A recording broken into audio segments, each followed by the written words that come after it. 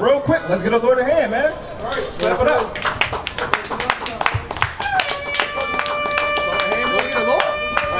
Lord of trumpets, you know what I'm saying? All praise to the Most High, man. For another Shabbat, all praise to the Most High that He woke us all up to be able to come out here and prophesy to the lost sheep of the house of Israel. Right. If y'all don't know, we are the true Israelites that the Bible speaks of. We're the true Jews. We're not those Jewish people in that land over there. They're not the real people of the Bible. Right. We are the true Jews. Somebody get John 8:32. And we're going to bring it almighty to the lost sheep, to the dry bones. I'm saying, Lord willing, we can wake up a soul and they can come back into the fold. That's right. Bring this out. And ye shall know the truth.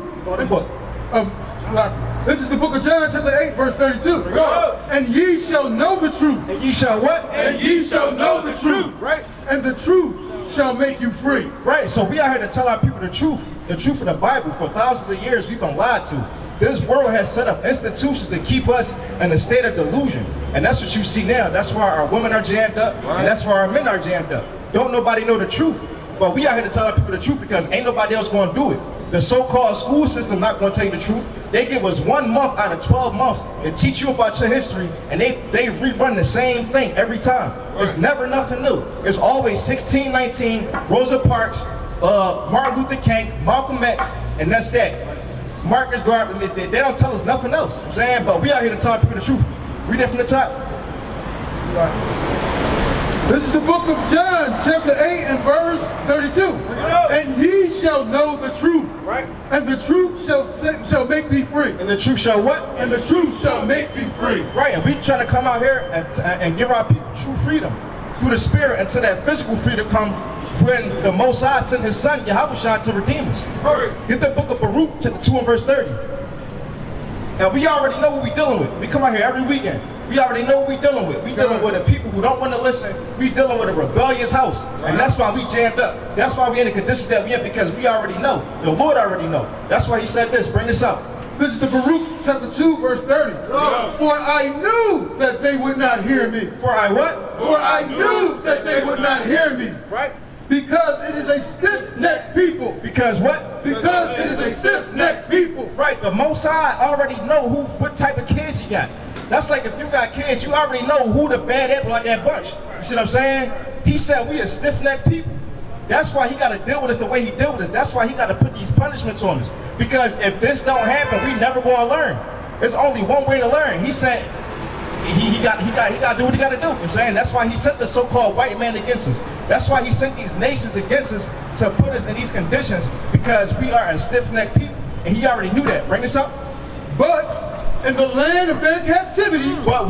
But in the land of their captivity. Well, right. But in America, this is the same place that we was brought to in 1619. Read. They shall remember themselves. They shall what? They shall remember themselves. And that's what you see right now in front of your face.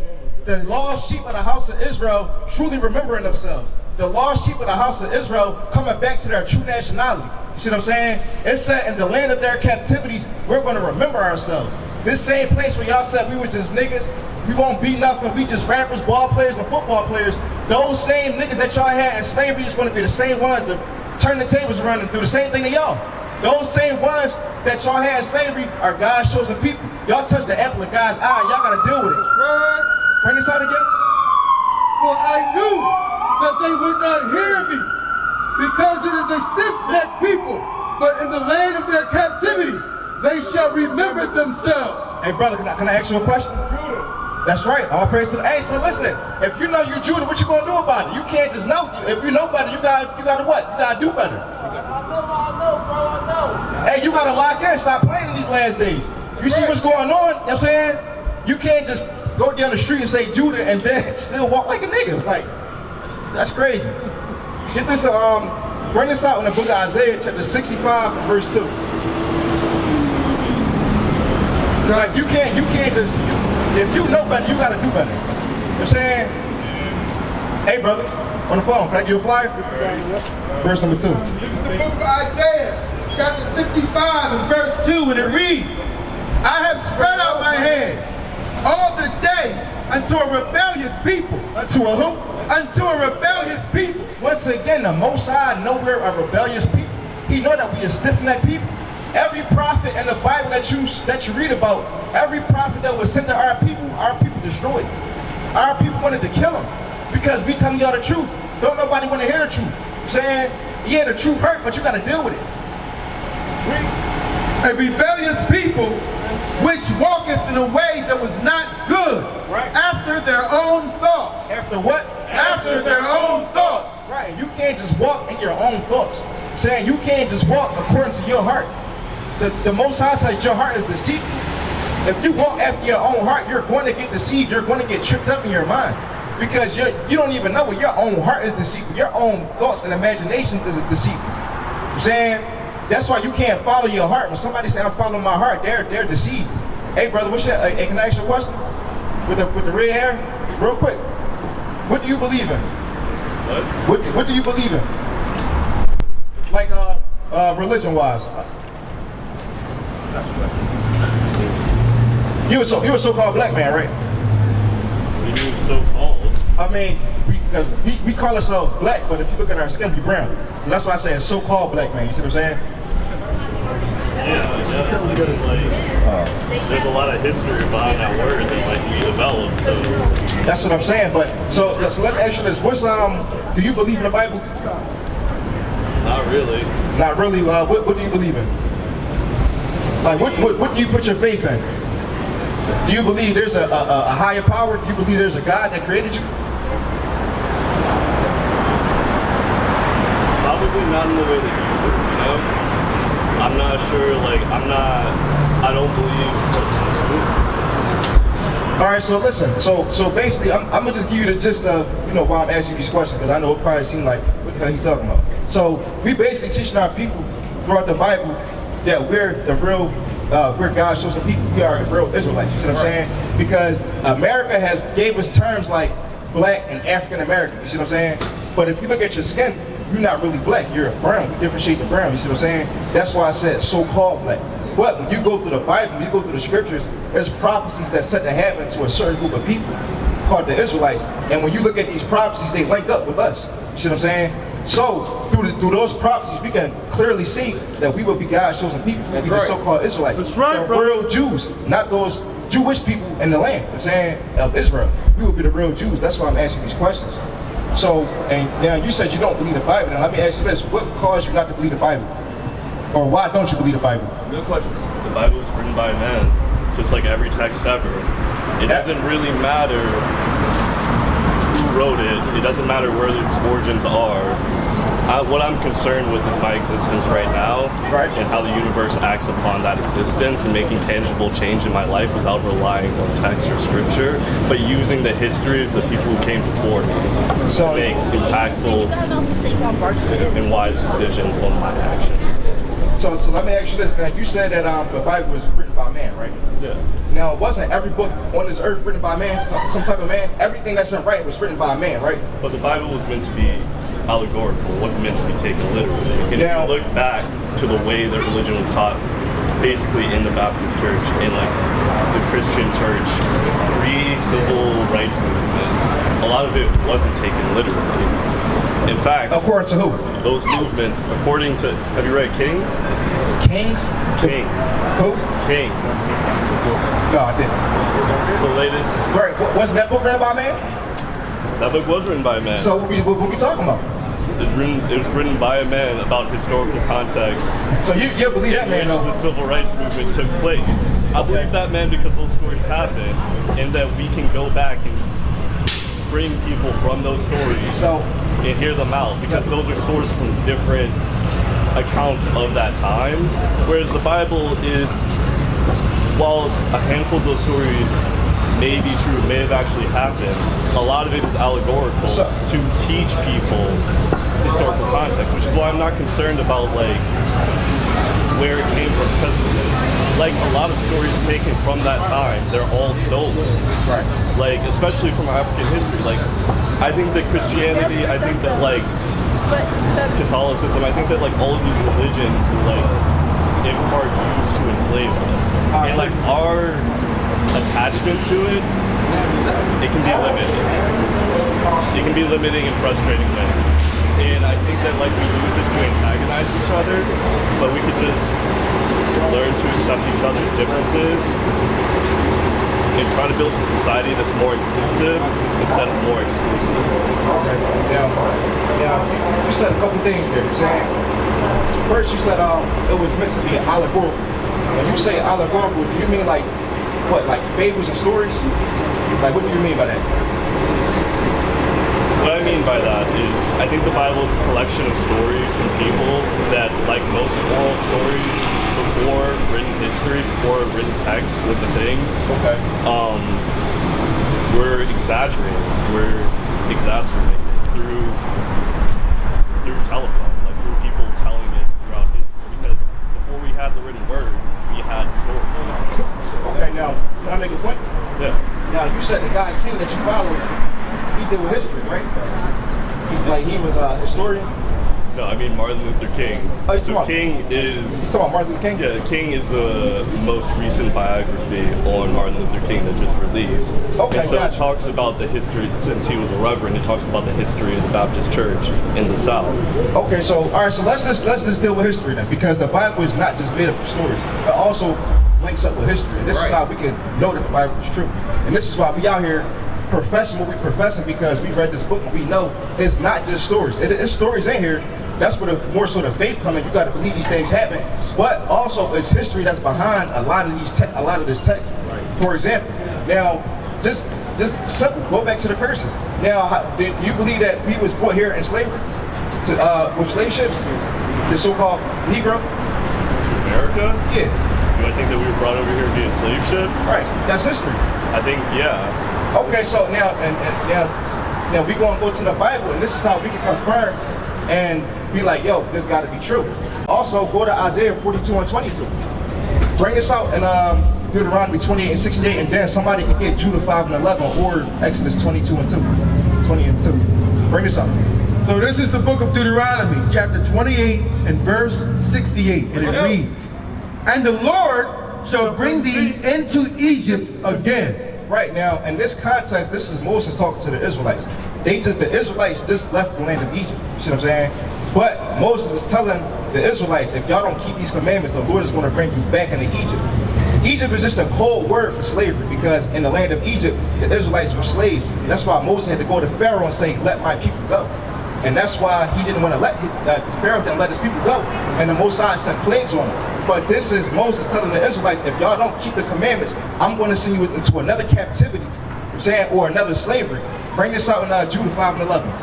This is the book of Judah, chapter 5, and verse number 11. It says, "Therefore the king of Egypt rose up against them, and dealt suddenly with them, and brought them low, with laboring and brick, and made them slaves." What was they in Egypt? And made them slaves. Right, so Egypt is just a cold word for slavery. We're going to get another precept on it.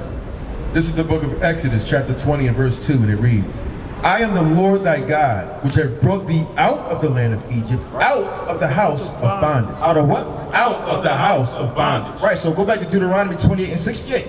And so Egypt is just another cold word for bondage. But it's going to get more specific of how we're going to get into this new Egypt, or this new slavery. But isn't that... Well, hold on real quick. Let the brother finish real quick.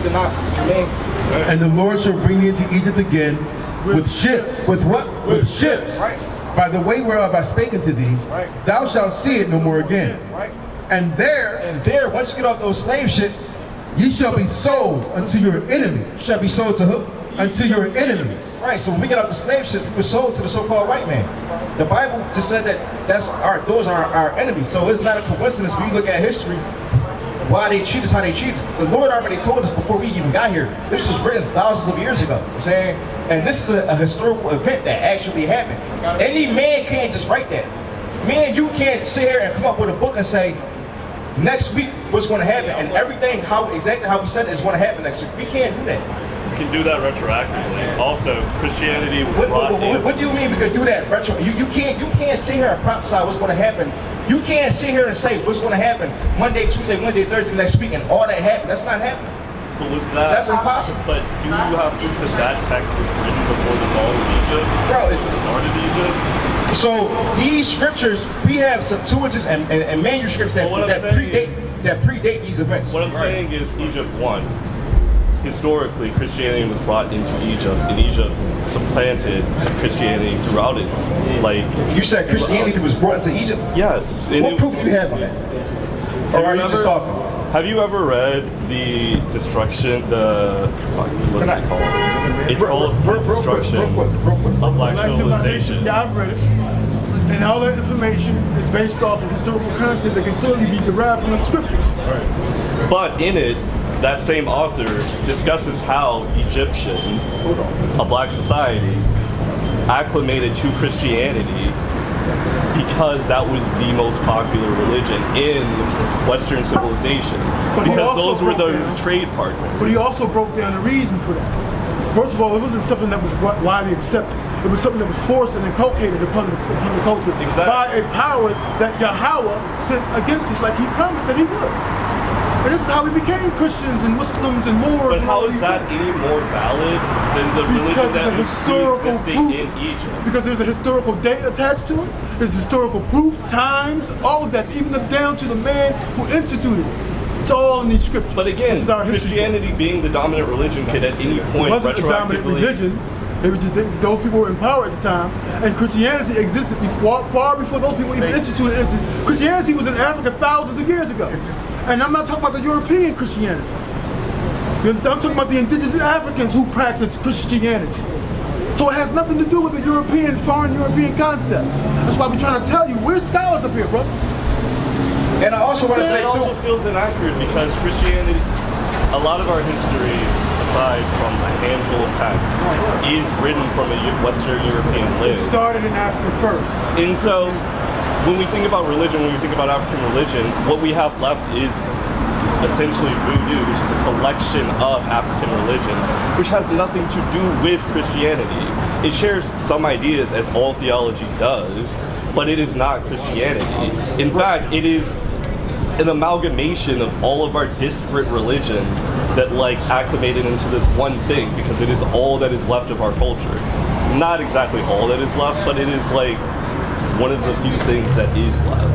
Now, real quick, because we kind of about to start going everywhere. Saying, let's bring it all back to one thing. Saying, now let's deal with Deuteronomy 20:68 real quick, and then I also want to say too. You mentioned that we're reading a man-made book, but everything you're quoting from is also a man-made book. Right. From historical context. Huh? From historical context. And we come out the Bible from historical context as well, though. Yeah. That's why I asked you, going back to 28 and 68, did that happen throughout history? You kind of went somewhere else after that. What I'm saying with this text is that there are patterns in the world that can, of course, be predicted by theologies, as there were sciences in the world whose entire job was to predict. We had maths, we had physics, we had all of this stuff back in this time, and of course people were writing about this. Theology at any point takes from the world that it's existing in. All right, so people knew about diseases, people knew about floods, people knew about this stuff.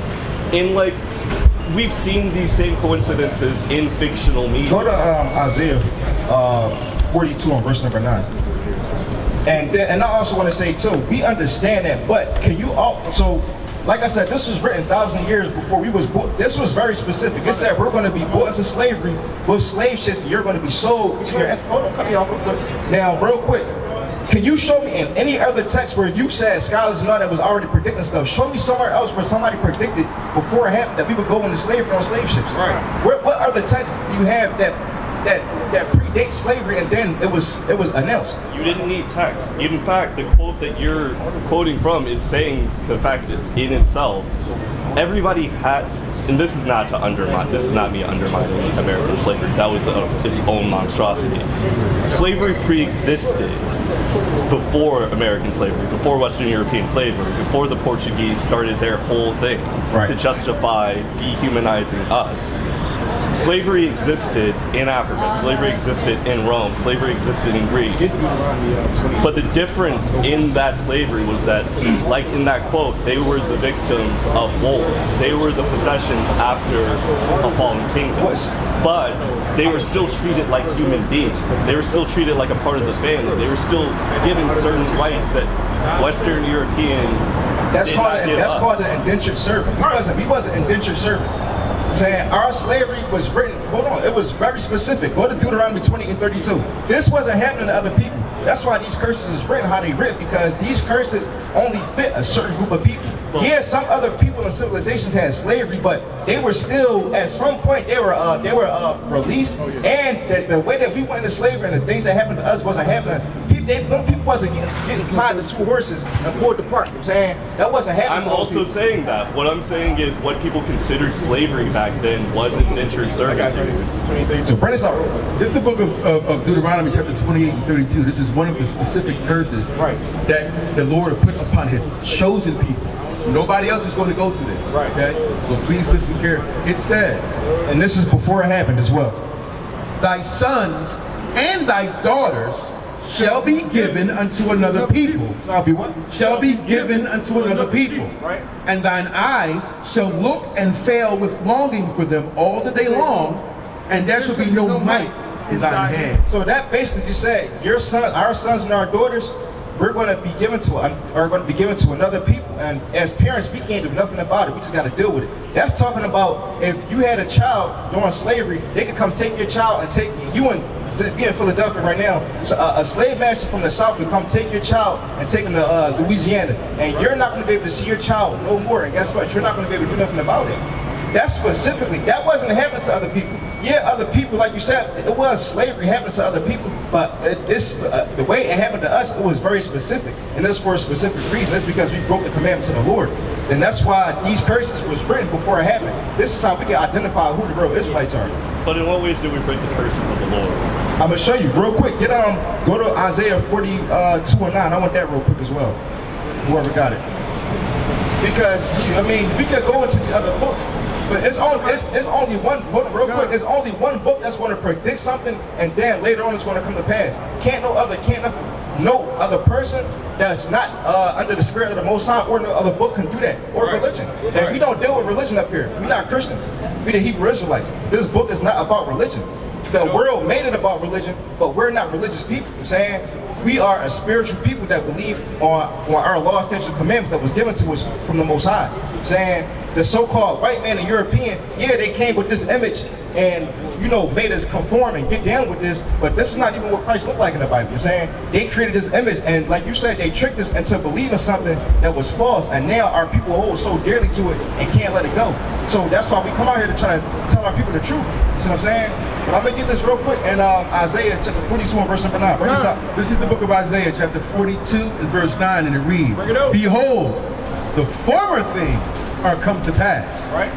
And new things do I declare. What? And new things do I declare. Right? Before they spring forth, I tell you of them. What happened? Before they spring forth, I tell you of them. So this is how we can go into this Bible and link it up and with history, and this is how we can know this Bible is true, because he said, the Most High said, before things sprang forth out of the earth, he already told us. You know what I'm saying? That's why this book is it's filled with prophecies as well. You know what I'm saying?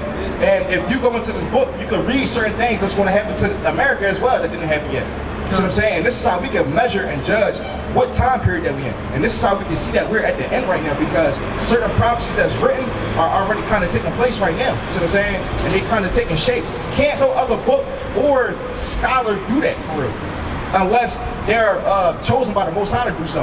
And when you read the scriptures, a lot of these men, all of the men that wrote a book was under the spirit of was inspired by the Most High to write those words. It wasn't just regular men who didn't have the spirit of the Most High writing this book. You know what I'm saying? This is how we can go to the Bible and be like, yo, this is true.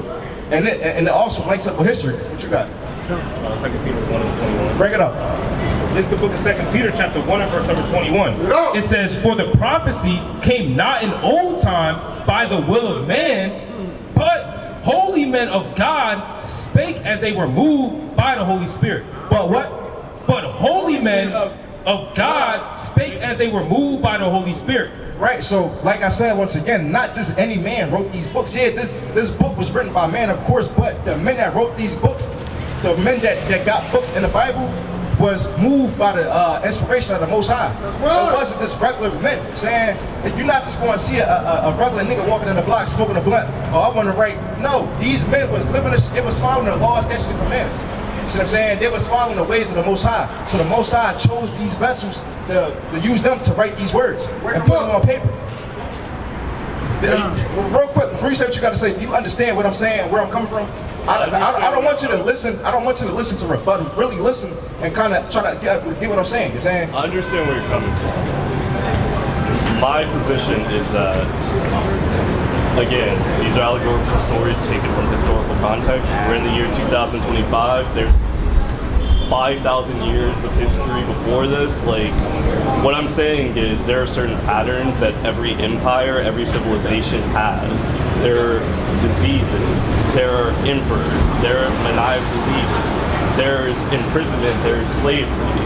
And in those systems, in those structures in which we have based our modern society off of, there are also patterns that repeat and are written down, patterns that become allegories for the stories that we tell ourselves to justify our existence.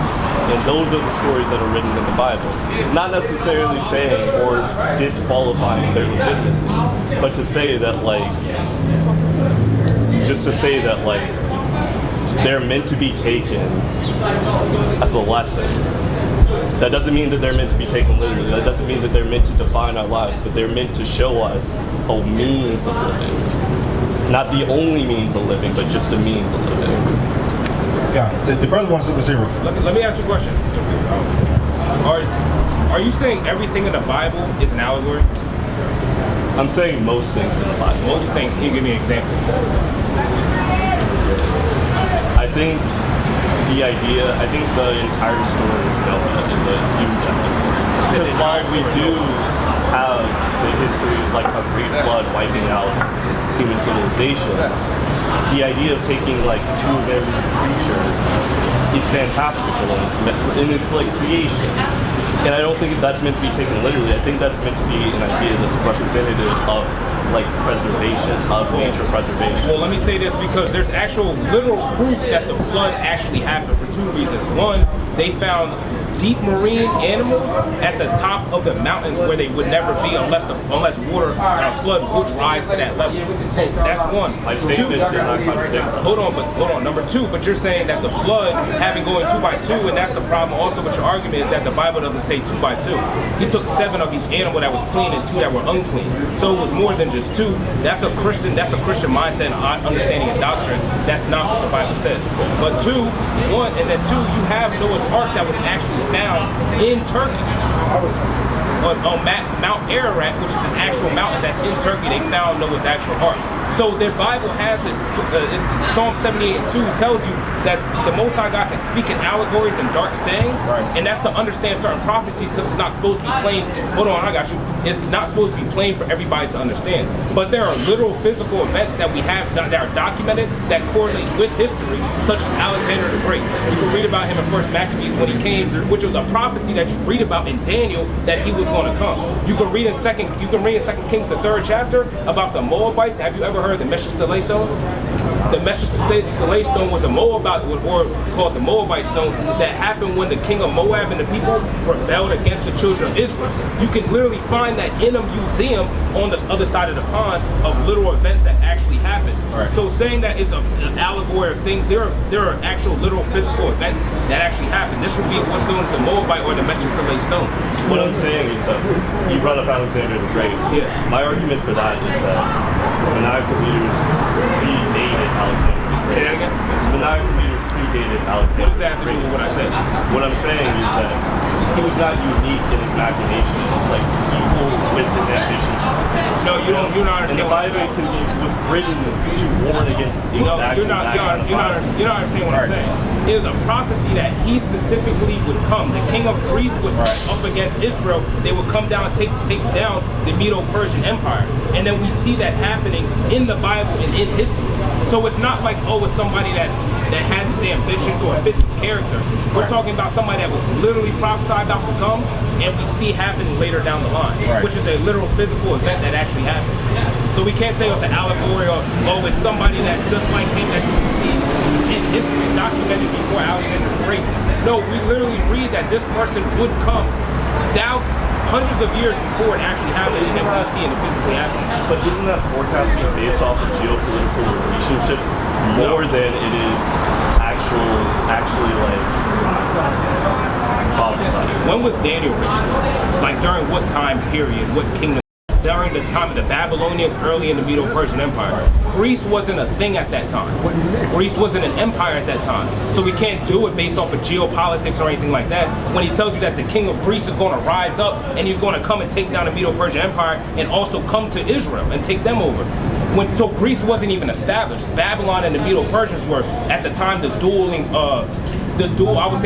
kingdoms until there was, I forget the word I want to use, but when the Medo-Persians basically dissolved the Babylonian Empire, then that was the standard out known as the Achaemenid Empire. You know the statue, brother? It did, right. In Daniel, the second chapter goes over the statue that gives you the different kingdoms that were ruled during the time of the Babylonians. How is it going to tell you that the Roman Empire is going to rule hundreds and almost thousands of years, almost 1,000 years later, but we see a prophecy about that way before that time.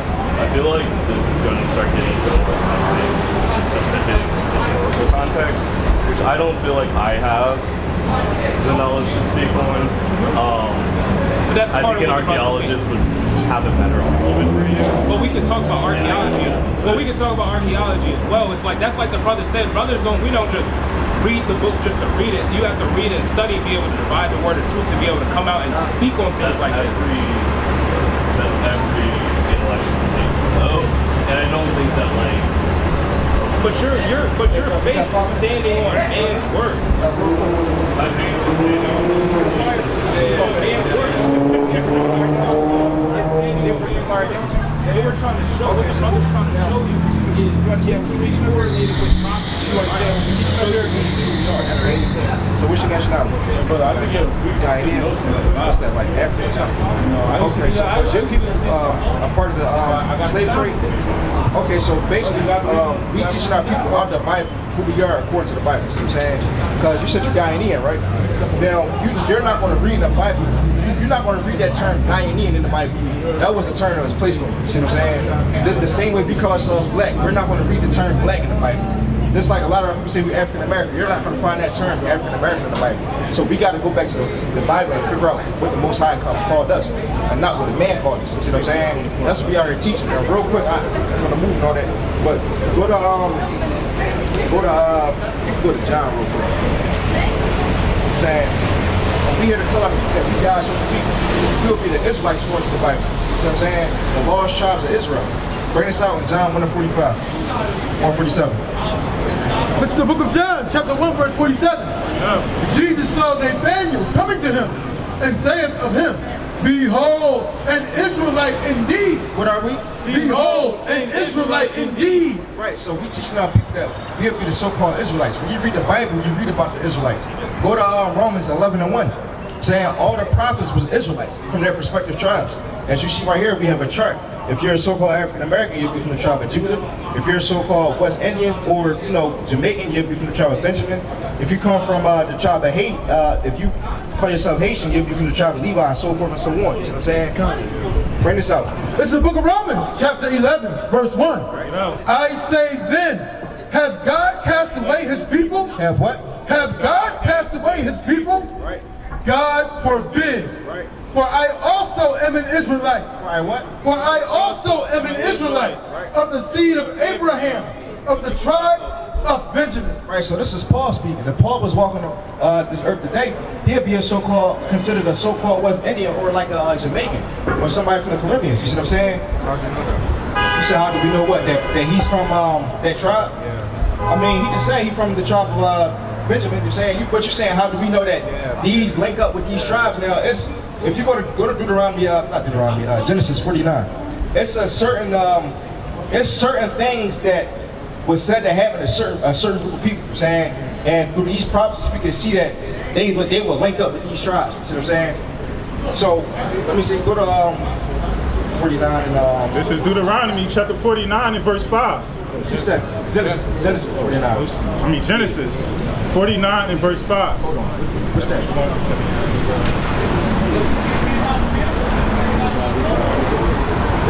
This is a specific one that I want. No, but Issachar would be the most clearest example, I think. Because they work hard. What's 11? Go to 11. Understand that our people were scattered everywhere through slavery. You see what I'm saying? We do have a lot of people that's on the west coast of Africa as well. I'm saying that's and if you go to China, they got something. It's like they look like black Chinese people, but they really are people. That's because our people were scattered over there too. I'm gonna show you why though. Bring this up. This is the book of Deuteronomy, chapter 4, verse 27. And the Lord shall scatter you among the nations. And the Lord shall what? And the Lord shall scatter you among the nations. Right. And ye shall be left few in number among the heathen. Among the who? Among the heathen. Right. Whither the Lord shall lead you. Right, so the Most High already told us that he would scatter us if we didn't keep his commandments. And when you read the Bible, our people, we didn't keep the commandments. So later on down the line, that's why you see we scattered everywhere now. That's how we do got some brothers in Ghana. We do got some brothers on the west coast of Africa that's over there that don't know that they're Israelites. You know what I'm saying? They don't know that they're our people because the Lord scattered us off. Go to Ezekiel 36 and start at verse 18.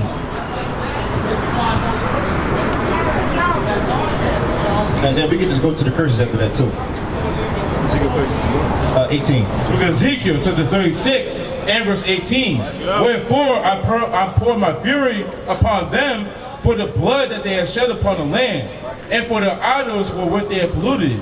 And I scattered them among the heathen. And I did what? And I scattered them among the heathen. Right, so once again, you're reading the Lord, he allowed us to be scattered across the four corners of the earth for our disobedience. And they were dispersed through the countries. And it was what? And they were dispersed through the countries. Right. According to their way and according to their doings, I judged them.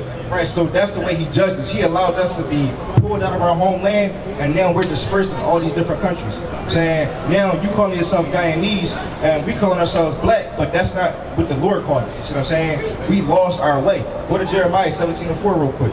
The Lord discontinued us from our heritage for being disobedient. You see what I'm saying? So in order to get our heritage back, brothers got to come out here and reteach our people. I'm saying, we got to reteach our people who think, this is Christ. Because Christianity, was given to us through slavery, and now our people believe Christianity over what the words of the Lord say. We're not Christians up here, you know what I'm saying? We believe the Bible, but we don't teach Christianity. Christianity was given to us by the so-called white man to keep us farther confused, to keep us from knowing who we really are. You see what I'm saying? Bring this up. This is the book of Jeremiah, chapter 17 and verse 4.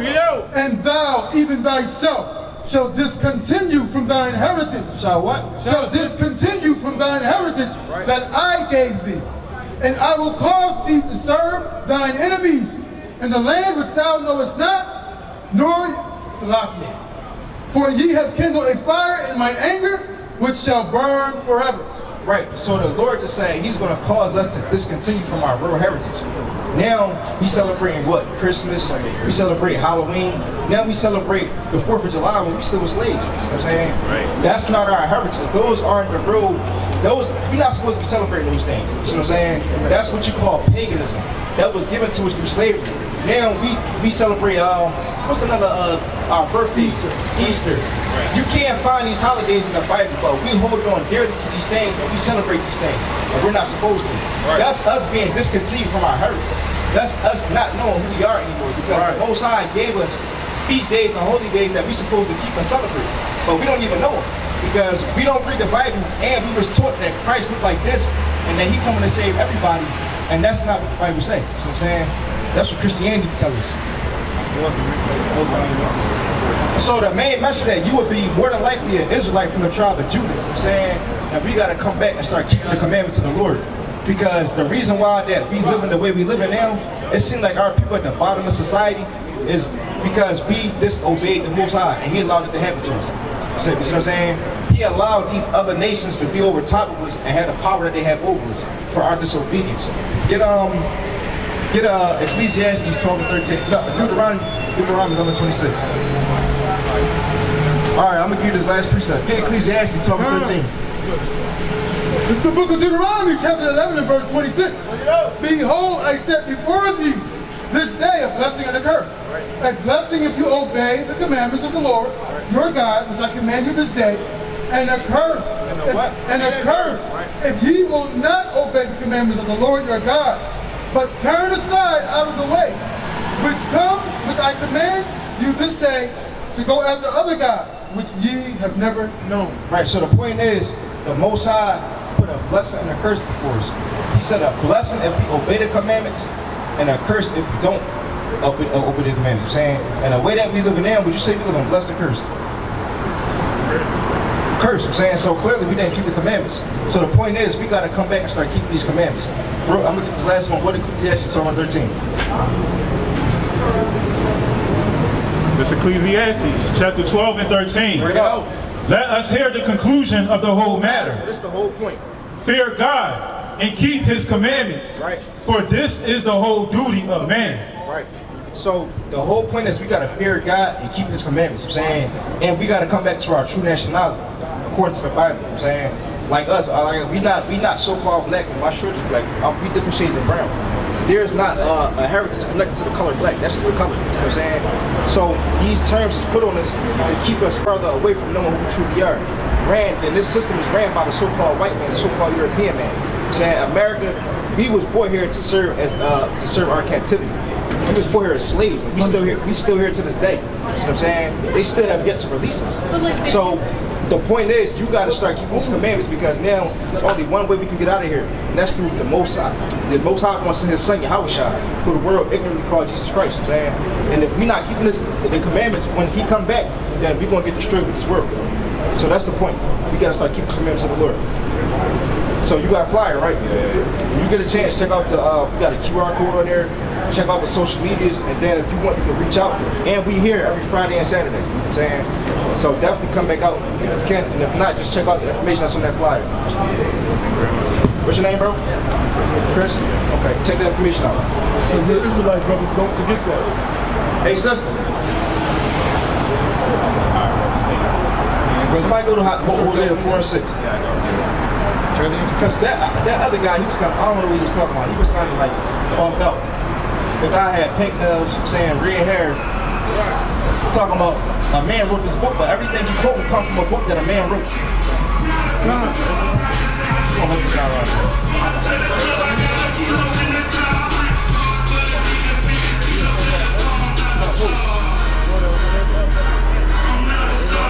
Which one? I asked him what every time I ask him a question, he just kind of going around.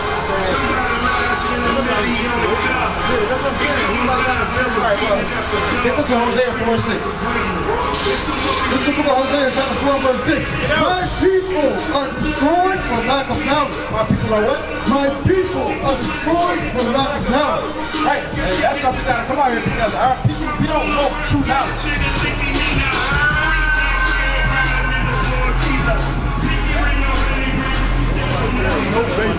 Right.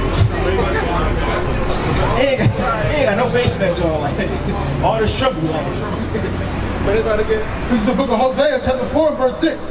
My people are destroyed for lack of knowledge, because thou hast rejected knowledge. Because thou hast what? Because thou hast rejected knowledge. Right, and a lot of our people, they don't read the Bible or nothing, don't study, but then when they come up here, they know everything. Right. You know what I'm saying?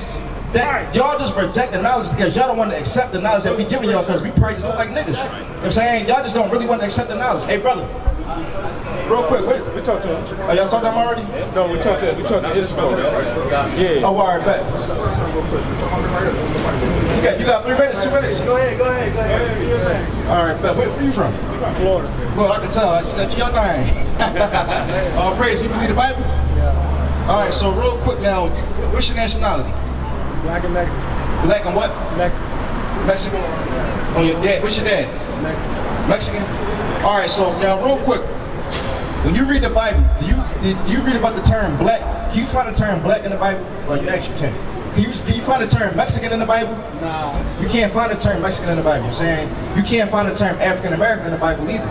So where did these terms come from? Who put these terms? Who gave us these terms? And why did they give us these terms? See what I'm saying?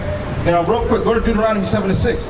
I'm gonna show. It's a reason why slavery happened. It's a reason why this industry spends billions of dollars for our people to rap about killing each other. You know what I'm saying? It's to keep us from knowing who we truly are. Right. Once you know who you truly are, then you got a purpose. You know you start to find out your purpose in life. saying? Let me ask you this, what's your purpose of life? Like, you figuring it out. I'm saying? A lot of our people trying to figure this thing out. We got old heads that's 50 plus years old still trying to figure out their purpose. But truly, we don't know because we never read the scriptures. I'm saying? We accepted Christianity and never read the scriptures for ourselves. Bring this out, Deuteronomy 7:6. This is the book of Deuteronomy, chapter 7 and verse 6. For thou art an holy people unto the Lord thy God. Right. The Lord thy God has chosen thee to be a special people. The Lord thy God has what? Chosen thee to be a special people. Right, so what's a chosen people? What's a special people that's on the face of this earth that they don't even know it? I'm saying? Read. To be a special people unto himself above all people that are upon the face of the earth. Above who? Above all people that are upon the face of the earth. So this group of people is above all people that's upon the face of the earth. Listen to the Bible. Saying this is what your Christian pastor is not going to bring out. Do that sound like equality? Or did it say somebody was above all people that's upon the face of the earth? But if you go to church, they're going to say we're all equal, God loves all. That's not what the Bible really say though. The church been lying to us for decades, and our people hold so dearly to it and can't let it go. But you got to start reading the Bible and taking it for what it say. It say read it above what? For thou art a holy people to the Lord thy God. The Lord thy God has chosen thee to be a special people unto himself above all people that are upon the face of the earth. Right, so we had to tell you that the so-called Black, Hispanic, and Native American, we are those chosen people. We are those people that's above all people that's upon the face of the earth. And we don't know it because what we've been taught and what this system been feeding us. You see what I'm saying? Everybody that we look up to and glorify give us a negative message. Rappers, I'm saying all the rappers, the female rappers, they rap about the same thing. And it's detrimental to our community. You see what I'm saying? And we eat that up. You know what I'm saying? We take that and run with it. Then you got all these females talking about F my baby daddy. Like, you know what I'm saying? They just, so it's just like our people be destroyed at this point. But that's why we come out here. Now, real quick. Go ahead, bring this up. This is the book of 2 Ezra, chapter 6, verse 54. And after these, Adam also, whom thou made Lord of all thy creatures, of him come we all, and the people also whom thou hast chosen. Right, so it's right, so this is saying, read it again. This is the book of 2 Ezra, chapter 6 and verse 54. And after these, Adam also, whom thou made Lord of all thy creatures. So we all come from Adam. Read. Of him come we all. Of him come all of us. I'm saying all of us came through Adam. But it's going to specifically key in on something. And the people also whom thou hast chosen. Whom thou hast what? Whom thou hast chosen. So we all come from Adam, but once again, there's also a chosen lineage of people that come from Adam that the Most High is directly dealing with. I'm saying those would be considered the 12 tribes of Israel, which make up the nation of Israel. You see what I'm saying? If you a so-called black man, you would come from the tribe of Judah. You know what I'm saying? You'll be an Israelite from the tribe of Judah. You're not a black man. My shirt is black. You're different colors of brown. You see what I'm saying? You can't attach the color black to a land, language, or a culture. Black is just the color that's void. You know what I'm saying? Continue. As for the other people. As for the other people that come from Adam, which also come of Adam, thou hast said that they are nothing. That they are what? That they are nothing. So the other people that come from Adam, the Most High said those people are nothing. Read. But be like spittle. But be like what? But be like spittle. Right, he said these other people that come from Adam, they're nothing but be like spit. When you spit on the ground, do you care about that spit? No. That's what the Most High compared these other nations to. Spit. He said they're nothing. Read. And has likened the abundance of them unto a drop that falleth from a vessel. So if you got a big vessel of water and you spill some water, you still got your whole bucket of water. You're not going to care about that little bit of water that just spilled out. That's how the Most High feel about these other nations. But 2025, these other nations is ruling over us. You see what I'm saying? And clearly, we can see clear as day that we better than all of them. Whether they come to cooking, fashion, dressing, music, they always use us to make money, but we still at the bottom. You see what I'm saying? So it's a reason for that. Why do you think that even though we're the best nation on the earth, he's allowed us to be held at the bottom if we his chosen people? Now, do you have kids? If you have a son, So if you have a child, if they don't listen to you, you're going to discipline them. You know what I'm saying? The Most High is disciplining us right now. And the way that he's doing it, he's allowing these other nations to rule us because we didn't keep his commandments. Get this, go to Deuteronomy 11:26 again. This is the book of Deuteronomy, chapter 11, verse 26. Bring it out. And it reads, Behold, I set before you this day a blessing and a curse. A blessing if you obey the commandments of the Lord your God, which I command you this day. Right. And a curse. And a what? And a curse if you will not obey the commandments of the Lord your God, but turn aside out of the way which I command you this day, to go after other gods which ye have not known. And it shall come to pass when the Lord thy God hath brought thee in unto the land. Okay. So the point is, the Most High said that if we keep the commandments, he's going to give us a blessing. We're going to be blessed upon the face of the earth. But if we don't keep his commandments, then we're going to be cursed as a people. You see what I'm saying? Now, are you familiar with Moses? You're Moses, right? Moses split the Red Sea, and he walked out the children of Israel from Egypt. We are the descendants of those people who walked out of Egypt with Moses. And after Moses gave the commandments to the Israelites, it was up to our forefathers to keep the commandments. They didn't. So now, fast forward to the day, a lot of the curses that the Most High said would happen to those people trickle down to us. See what I'm saying? And this is how we can know that we the Israelites, because the curses is written in the book. And when you read these curses, only one group of people fit these curses. Go to 16 real quick. Now, you said you're from Florida, right? Who normally live in the bad areas of Florida? What they look like? They look like us. You see what I'm saying? Who normally live in the good areas? Them. You see what I'm saying? That's a curse that the Lord said would happen to his people. And this is how we know that we the chosen people, that we the Israelites. Go to Isaiah 42 and 22 as well. Bring this up. Which one is this one? 28 and 16. 28. See, this is the book of Deuteronomy, chapter 28, and verse 16, and it reads. And we about to go over just like 2 or 3 curses that happen to our people. And these curses is going to let you know who the real Israelites is, because everybody can't read the curses and say that happened to my people. See what I'm saying? Bring this up. Verse 16. Cursed shalt thou be in the city. Curse what? Cursed shalt thou be in the city. Right. And cursed shalt thou be in the field. The very first curse that will happen to God's chosen people is they're going to be cursed in the city. No matter what city you go to, his people is going to be at the bottom. Who at the bottom? It's us. No matter you in Philly, Florida, Georgia, Chicago, New York, all the way to the West Coast, Cali. You know what I'm saying? No matter what city you go to, it's not a coincidence that we at the bottom at every city. That's the very first curse that he said will happen to his people. You see what I'm saying? And then it said, curse shall not be in the field. When do you think it was cursed in the field? Slavery. Cotton field. Sugarcane field. Huh? Can you read it? Go to Deuteronomy 28 and go to 32. Bring it up. It's the book of Deuteronomy, chapter 28, and verse 32. And this is another curse that will happen to his people. And it reads, Thy sons and thy daughters shall be given unto another people. Shall be what? Shall be given unto another people. Right. And thine eyes shall look and fail with longing for them all the day long, and there shall be no might in thine hand. So it just said your sons and your daughters are going to be given to another people, and there's nothing you're going to be able to do about it. And slavery, what was they doing with our kids? You could be a slave up north, and a slave master from south could come and take your child and bring him to his plantation thousands of miles away, and you're never going to see your child again. Now your child is being raised as a slave in Master Johnson's house. You know what I'm saying? And you never want to see your kids again. What a part where you said we break free of this? What happened? I said, what a part where you tell us when we break free of this? Right. So go to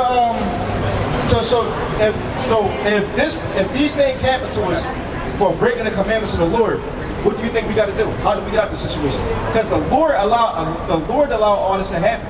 You see what I'm saying? Go to real quick. Go to Isaiah 50 and verse number 1. We did it to ourselves. We had the contract. If you got a contract and you see the stipulations, you already know what's going to happen if you do this and if you do that. The Most High already told us if we keep the commandments, we're going to be blessed. And if we don't, he's going to curse us. We knew that already. But guess what we did? Guess what we decided to do? 50 and verse 1, Isaiah. This is the book of Isaiah, chapter 50 and verse 1. Thus saith the Lord, where is the bill of your mother's divorcement, whom I have put away? Or which of my creditors is to whom I have sold you? Behold, for your iniquities have you sold yourselves. Behold, for what? For your iniquities have you sold yourselves. So he said, for y'all iniquities, y'all did it to yourself. I told y'all this was going to happen. See what I'm saying? We did it to ourselves. Go to Daniel 9 and 11 real quick. You know what I'm saying? And then I'm going to get the point. You know what I'm saying? How we get out of this situation. Because if we knew that we had to keep the commandments and we didn't keep the commandments, right, that means we got to come back to the commandments. That means we got to change our mind. To this day, you know what I'm saying? We got to change how we live. Because when you start going over these commandments, I mean, there's certain things that we are accustomed with doing, but the commandments are going to keep you from doing certain things. You know what I'm saying? Bring this out, Daniel 9:11. This is the book of Daniel, chapter 9, verse 11. Bring it up. Yea, all Israel have transgressed thy law, even by departing, that they might not obey thy voice. Therefore the curse is poured upon us. Therefore what? Therefore the curse is poured upon us. So because we disobeyed, once again, now the curse is poured upon us. That's why we live how we live to this day. You know what I'm saying? That's why it seems like we're killing each other we don't know other nations kill each other how we do. You know what I'm saying? We shoot each other like we really can't stand each other. Right. Don't know other people do that. Little do you know, that's one of the curses that will happen to our people, that we want to have evil eye toward our own brother now. You see what I'm saying? So real quick, I'm gonna just get the point. Go to Ecclesiastes 12:13. This is the whole point. What you got? I was just going to say, like he said, by us doing it to ourselves, the Most High told us beforehand, it's like telling a fidgeting child, tell them, don't touch the hot iron because it's going to burn you. But what the child do? Fidgeting. Then as soon as he touch the hot iron, now he got people there. Right. Now you scarred up because you touched the hot iron, you told him not to touch it because it's hot. Right. Same way how the Most High told us with his curses. It's the same thing. We had the contract, we knew what happened, we still broke the contract. Bring this up. It's the book of Ecclesiastes, chapter 12. I'm going to let you begin. This is 12, 13. I think you got like the last two. This is the book of Ecclesiastes, chapter 12. And verse 13. This is the book of Ecclesiastes, chapter 12, verse 13. Let us hear the conclusion of the whole matter. Fear God and keep his commandments, for this is the whole duty of man. So the whole point is we got to fear God. We got to start keeping his commandments again. You know what I'm saying? We can't eat pork. That's a commandment. If you can grow a beard, you got to grow a beard on your face. That's a commandment. We can't eat, if you eat anything that come out the waters, they got to have fins and scales. But our people love shrimp and lobster, shrimp, crab, and lobster. That's a commandment. We can't eat the bottom feeders. You see what I'm saying? These are simple commandments that we can start keeping to this day to better our situation. But so many of our people is going to be so rebellious that they're not even going to do it. You see what I'm saying? Because our people is hard-headed. Get 1 John 2 and 3 real quick. A lot of our people be hard-headed. These commandments are so simple. But everybody is saying they believe the Bible until the Bible start truly coming out. Saying, so you really start reading the Bible and you really find out, damn, I got to change my ways. Until you find out I can't eat shrimp, crab, and lobster no more. Until you find out I got to wear fringes every time I go outside.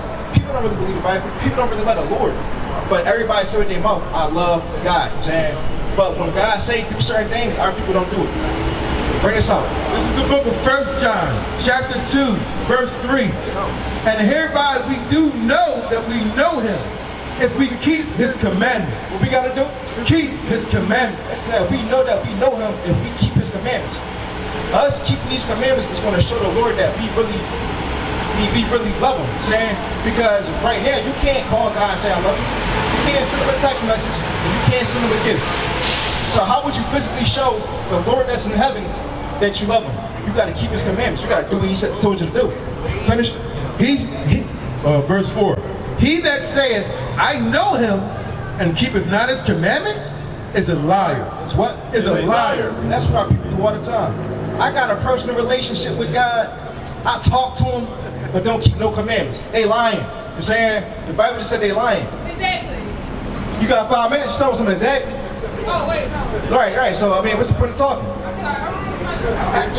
If you really, our people think it's a game. You see what I'm saying? They think it's a game. Go to Malachi 4:1. This was coming to people who think it's a game, bro. A lot of our people really take this Bible as a joke because of the Christian church. The Christian church, they showed us this man right here. They told us this was Christ, and our people think that the Lord is now an effeminate white man. But the scriptures say he looked like this. He dark skin with woolly hair. Do he look like he coming to play? Hell no. But if he come out the sky, you gonna be like, oh, all right. You know what I'm saying? Peace and love. No, he's coming to destroy people, bro. Go to real quick, and somebody get Isaiah 34:1. Somebody get Isaiah 34:1. I'm gonna show you something about the Lord. Saying the Lord not who you think he is. The Lord is not he's not coming back with just hugs and kisses. Bring this up. This is Isaiah chapter 34 and verse 1. Look it out. Come near, ye nations, to hear, and hearken, ye people. Let the earth hear, and all that is therein, the world, and all things that come forth of it. For the indignation of the Lord is upon all nations, and his fury upon all their armies. And his what? And his fury upon all their armies. So he coming back with fury. I'm saying he not just coming back. He's coming back with fury. It's more than that. Read that. He had utterly destroyed them. He had delivered them to the slaughter. He's what? He had delivered them to the slaughter. So he coming back to slaughter people, bro. See what I'm saying? Christ's not coming back with hugs and kisses. He's coming back to slaughter people. The so-called white America, they still gotta pay for their crimes that they did to his people. We God's chosen people. They gotta somebody gotta pay for that. They still live in luxury. They living in luxury right now and never paid for what they did. You think that's sit right with the Most High? You know what I'm saying? And we his chosen people, if you got a child and somebody do your child dirty, you won't want vengeance back for your child. It's the same thing that happened with us. They still didn't pay for what they did. I'm saying that's why they look at you and smile, because they still got a guilty spirit. They prospering off the labor of our forefathers and still benefiting to this day. You know what I'm saying? And there are people cleaving to them like they got it. Right. They got to pay for what they did.